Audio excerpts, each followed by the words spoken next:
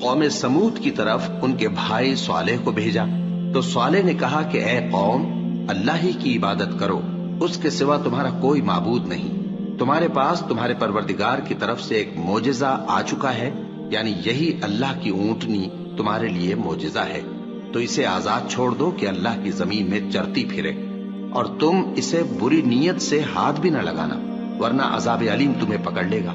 اور یاد تو کرو جب اس نے تم کو قوم عاد کے بعد سردار بنایا اور زمین پر آباد کیا کہ نرم زمین میں محل تعمیر کرتے ہو اور پہاڑوں کو تراش تراش کر گھر بناتے ہو۔ بس اللہ کی نعمتوں کو یاد کرو اور زمین میں فساد نہ کرتے پھرو۔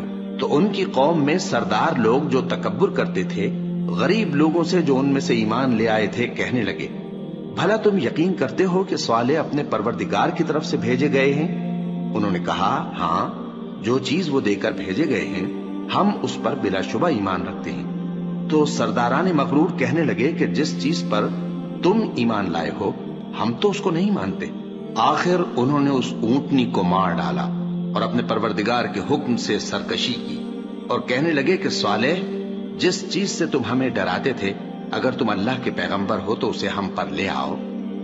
بس ان کو زلزلے نے آ پکڑا، سو وہ اپنے گھروں میں اوندھے پڑے رہ گئے۔ پھر صالح ان سے نا امید ہو کر پھرے اور کہا کہ میری قوم، میں نے تم کو اللہ کا پیغام پہنچا دیا اور تمہاری خیر خواہی کی، مگر تم ایسے ہو کہ خیر خواہوں کو دوست ہی نہیں رکھتے۔